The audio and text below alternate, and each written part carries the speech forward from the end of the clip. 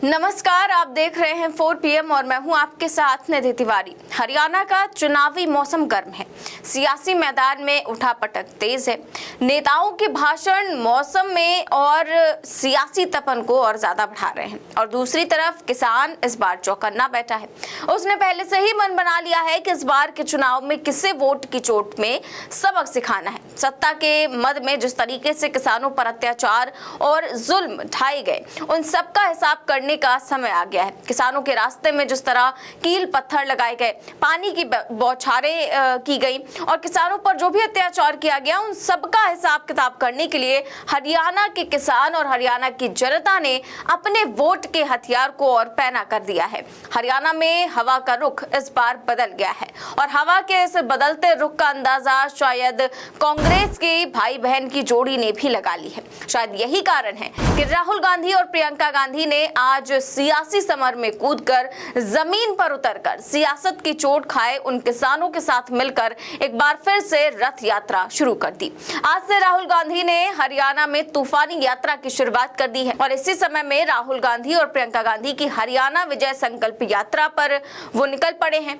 ये यात्रा शुरू हुई आज तो ऐसा लगा कि मानो हरियाणा की जनता का काफिला राहुल और प्रियंका के साथ कदम ताल करने लगा।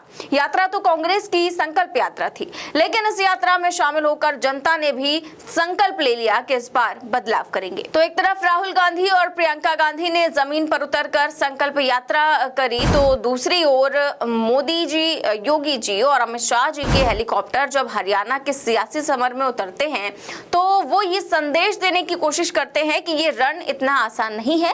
इस रण के सियासी महारथी भी अपने पुष्पक विमान से उतर रहे हैं और वो इतनी जल्दी से रण छोड़ने वाले नहीं हैं और बीजेपी के महारथी अपने पुष्पक विमान से कांग्रेस पर हमलावर है। तो वहीं कांग्रेस के भाई बहन की जोड़ी अपनी यात्रा से जनता के बीच जाकर हमले का जवाब दे रही है। हरियाणा में जिस तरीके से चुनावी मौसम बदला है और उससे कांग्रेस के सांसद राहुल गांधी काफी ज्यादा उत्साहित है, इसीलिए जनता से जुड़े इस तार को और ज्यादा मजबूत करने के लिए वो जमीन से सियासी बिसात बिछा रहे हैं। राहुल गांधी ने शायद ये भांप लिया है कि बीजेपी आसमान से चाहे जितनी उड़ान भर ले, पर वो भूल गई है कि इंसान का मकान तो यही जमीन पर ही है और चुनावी मौसम में नेताओं का रैलियां करना, जनसभाओं को संबोधित करना बहुत आम बात है। लेकिन किसी राज्य के विधानसभा चुनाव के प्रचार के आखिरी दिनों में अगर पार्टी के सबसे बड़े चेहरे रथ यात्रा पर निकल रहे हैं तो इससे समझा जा सकता है कि पार्टी विधानसभा चुनाव के प्रचार में कोई कोर कसर नहीं छोड़ना चाहती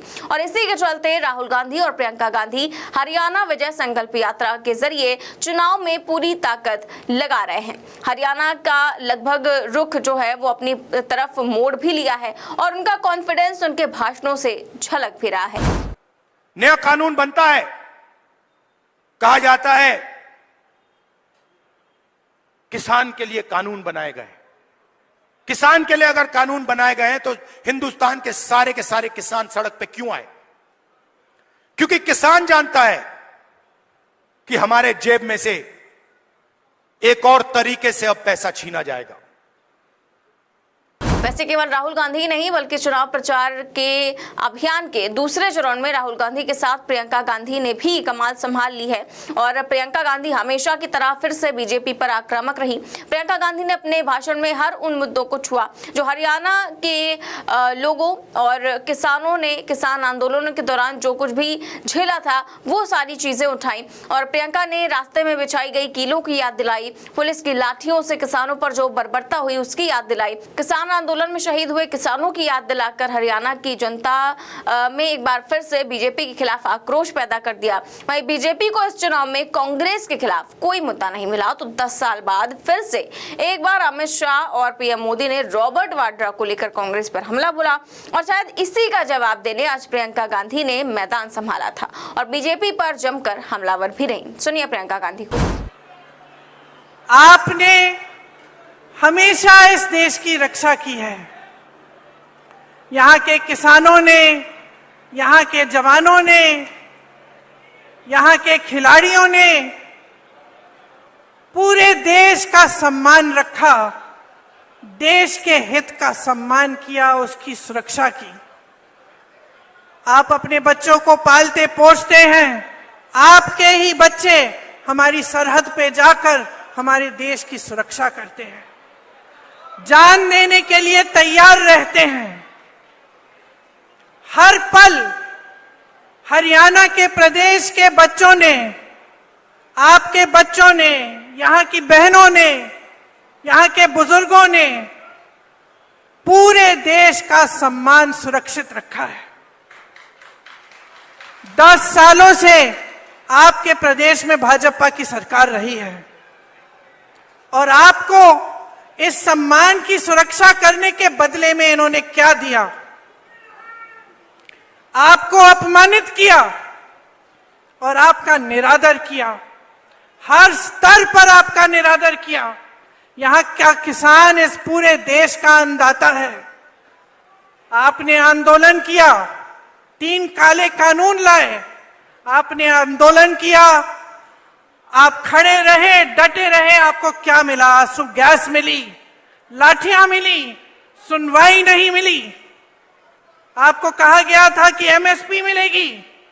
आज भी जो एमएसपी है 24 आपके जो उपज है उन पे दे रहे हैं, इनमें से तो 10 आप उगाते ही नहीं है। यहां आपके साथ विश्वासघात हुआ हर स्तर पर। नौजवानों के साथ देखिए, यहां पे इतनी बेरोजगारी है कि मुझे बताने की जरूरत नहीं है। आप हाथ उठा के बताइए कितनों को रोजगार मिला है इस सरकार से? एक हाथ नहीं उठेगा, सब मना कर रहे हैं। यहां के नौजवान कर्मठ हैं। हम दिल्ली के बड़े शहर में देखते हैं, दिल्ली में, मुंबई में, अलग अलग शहरों में यहां से पलायन करके जाते हैं, रोजगार वहां मिलता है। तो हम खुद देखते हैं, जब भी मैं मिलती हूं कोई हरियाणा का युवा है, मुझे मालूम होता है ये कर्मठ बच्चा है, मेहनती बच्चा है, इसका आत्मसम्मान है। लेकिन हरियाणा के अपने प्रदेश में जो 10 सालों से सरकार चल रही है, उसने इसका भी सम्मान नहीं किया। तो फिलहाल राहुल और प्रियंका गांधी अगले 4 दिनों तक हरियाणा के सियासी रण में अपनी यात्रा के जरिए कांग्रेस के पक्ष में माहौल बनाने का काम करेंगे।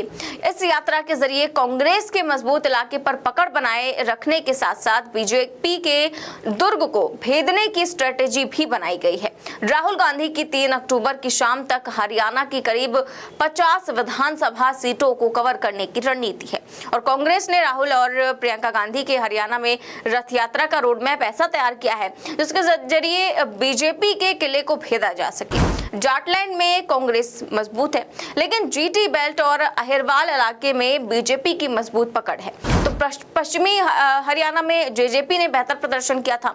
जेजेपी का असर 2019 की तरह नहीं है, लेकिन बीजेपी ने जेटी बेल्ट और अहिरवाल में अपनी पकड़ बना रखी है। इसलिए राहुल गांधी ने बीजेपी के दुर्ग में उतरकर चुनौती देने और कांग्रेस के पक्ष में माहौल बनाने के लिए यात्रा वाला दांव चला है।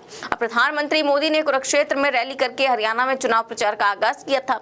इसीलिए कुरुक्षेत्र काफी महत्वपूर्ण है क्योंकि यहाँ बीजेपी का कब्जा है। जीटी बेल्ट इलाके में पंचकूला, अंबाला, कुरुक्षेत्र, यमुनानगर, करनाल, पानीपत और कैथल जैसे जिले आते हैं।